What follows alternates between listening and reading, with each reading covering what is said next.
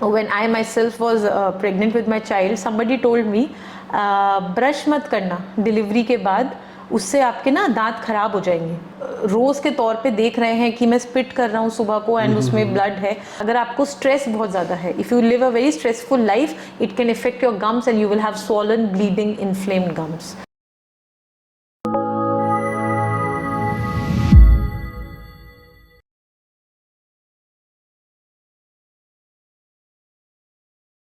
ऐसा कितनी बार हुआ है आपके साथ कि आप ऑफिस जाने के लिए जल्दीबाजी में तैयार हो रहे हैं, आप 2 मिनट ब्रश करने के बजाय आप सोचते हैं कि 30 सेकंड में से रगड़ रगड़ के ब्रश कर लूंगा और फिर उसके चक्कर में आपके गम से ब्लीडिंग हो जाती है। हेलो एवरीवन, मेरा नाम है निखिल राज और आज मेरे साथ है डॉक्टर पायल गर्ग, गुड़गांव डेंटल लाउंज से।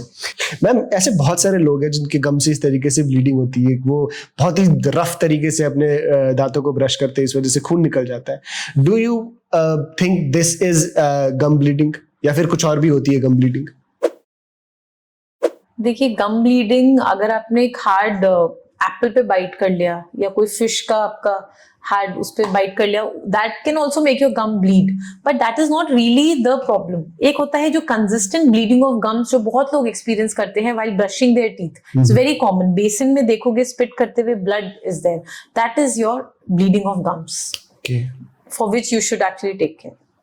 So what are the causes that causes ऐसे रेगुलर बेसिस पे जो खून निकलते रहते हैं गम से?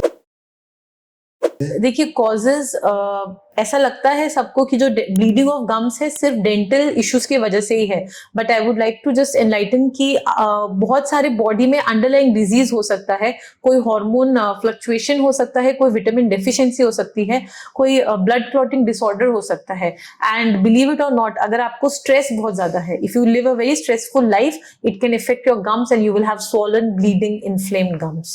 So causes तो बहुत हैं। तो आप एक बार हमारी जनता को बताएंगे कि स्ट्रेस नहीं लेना चाहिए, स्ट्रेस लेने से सिर्फ बाल ही नहीं झड़ते बल्कि दांत भी झड़ सकते हैं। बिल्कुल, stress is the ultimate culprit here, तो वो नहीं लेना चाहिए। बाकी I can enlighten more on the dental issues of it, कि एक तो ओरल हाइजीन जो लोग मेंटेन नहीं करते हैं उसकी वजह से, मतलब कहने का मतलब है 80% of the reason is your dental oral issue only, but some underlying diseases are there जिनका साइड इफेक्ट गम्स पे दिखता है।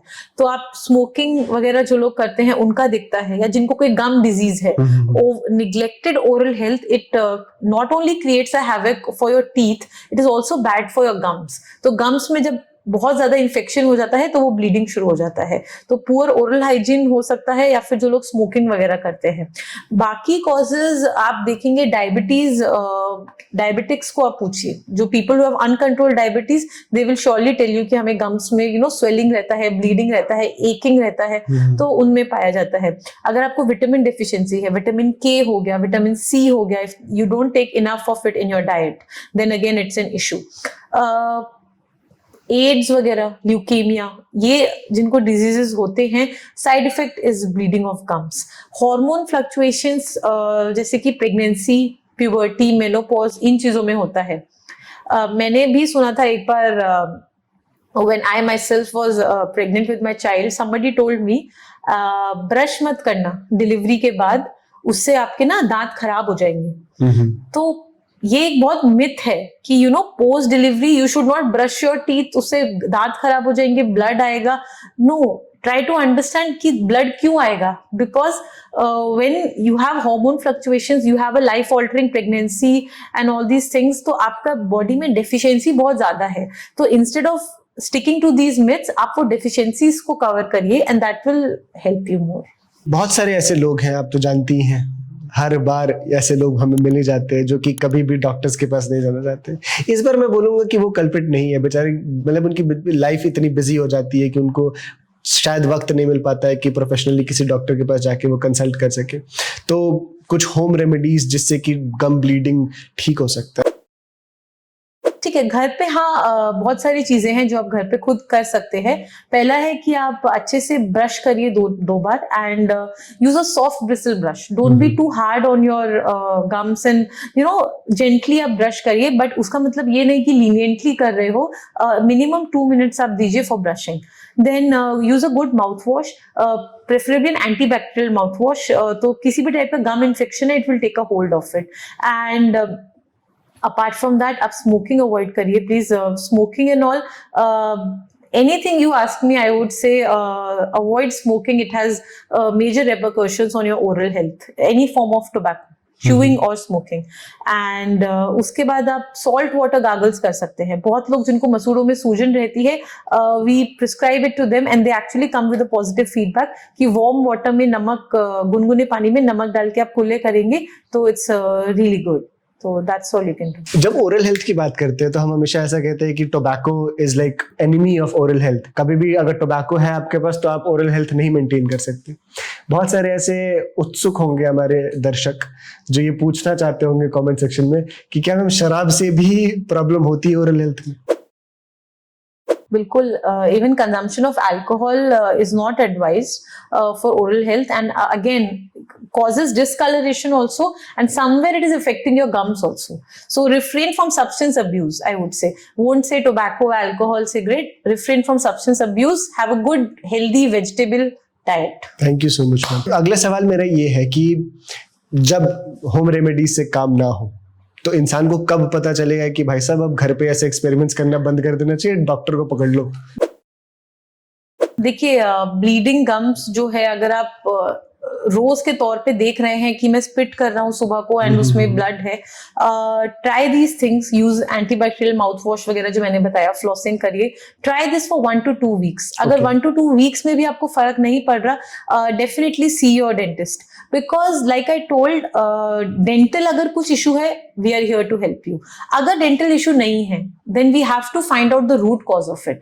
We don't want some underlying systemic disorder जो बॉडी में परेशानी हो जिसकी वजह से गम्स पे इफेक्ट आ रहा है. जब कोई ऐसे गम ब्लीडिंग का पेशेंट किसी डॉक्टर, किसी डेंटिस्ट के पास आते हैं तो किस तरीके के रेमेडीज होती है, क्या किस तरीके से उनका इलाज किया जाता है? We can do a deep dental scaling. हम करते हैं scaling and root planing. Deep dental cleaning आप उसको बोल सकते हैं. होता क्या है, ये डिपॉजिट्स होते हैं जो दांत और गम्स के बीच में बैठ जाते हैं. तो उन डिपॉजिट्स की वजह से ही गम्स अपने जगह से हिलने लग जाते हैं, उनमें स्वेलिंग होता है, उनमें ब्लीडिंग होता है. So we remove these deposits by going deep inside your roots also. So it's a deep dental cleaning that is done. Then we can guide the patient better about oral hygiene maintenance. हर चीज का शुरुआत और अंत वही है, oral hygiene maintenance. अगर आप घर पे ही हर चीज मेंटेन कर लेंगे, you really don't need to visit. Good oral hygiene maintenance.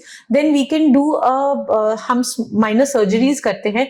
Pockets हो जाता है. पॉकेट्स अगर मैं आपको लेमन टर्म में समझाऊं तो आपके अगेन दांत और गम्स के बीच में स्पेसिंग आ जाता है, स्वेलिंग हो जाता है, बैक्टीरिया हार्बर करता है, इवेंचुअली ब्लीडिंग होता है. तो हम सर्जिकली उन पॉकेट्स को क्लोज करते हैं. So that is again one important thing. And अगर ये सब करके भी हमें रिजल्ट्स नहीं दिखता, then we advise blood test. हम लेबोरेटरी ब्लड टेस्ट एडवाइज करते हैं ताकि अगर कोई अंडरलाइंग डिजीज है बॉडी के किसी और हिस्से में तो वो डिटेक्ट हो पाए. कोई ऐसा एक्सपीरियंस कभी आपने इस तरह का कोई केस हैंडल करा हो, कुछ आप जनता के साथ शेयर करना चाहें? She was a patient of epilepsy. तो जो एपिलेप्टिक पेशेंट्स होते हैं वो एक दवाई लेते हैं, सोडियम वैल्प्रोएट एंड फेनिटोइन का कॉम्बिनेशन उनका चलता है. तो बहुत बड़ा साइड इफेक्ट है उस ड्रग का उनके गम्स पे, कि गम्स में स्वेलिंग हो जाती है और ब्लीड करते हैं. नाउ शी इज अनअवेयर, उनको नहीं पता. हमको किसी को क्या पता होता है ड्रग्स के साइड इफेक्ट्स का, unless you studied about it. तो उनको नहीं पता था एंड शी इज टेलिंग कि मेरा गम्स बहुत ब्लीड करता है and I don't know what to do. तो then when we counselled her, we talk to her, we realise that it is the side effect of the drug she is consuming since 20 years. तो then we guided her better कि आप इसमें use a soft bristle brush. आप she comes for regular follow ups. तो उनको काफी relief है. अभी ड्रग तो वो बंद नहीं कर सकते हैं, but she can maintain a good hygiene. No, actually I am not ashamed to tell, my own father, he had he never used to believe me. He had a complaint of this is actually true incident. kept calling me and saying कि ना मेरे को gums में बहुत bleeding हो रहा है, मुझे गम्स में बहुत ब्लीडिंग हो रहा है. And I tell him you come and I'll do proper cleaning and maintenance for you, तो you'll feel better. He's like, अरे स्केलिंग तो दांतों का होता है, गम्स में मुझे ब्लीड हो रहा है, मुझे गम्स में ब्लीड हो रहा है. तो anyway, I convinced him. He came. हमने उनका अच्छे से scaling, thorough cleaning किया. And sometimes see the bleeding, the inflammation, the swelling is so much. We need to give antibiotics also. Okay. But अगर it can be maintained with just the procedure, then we don't require.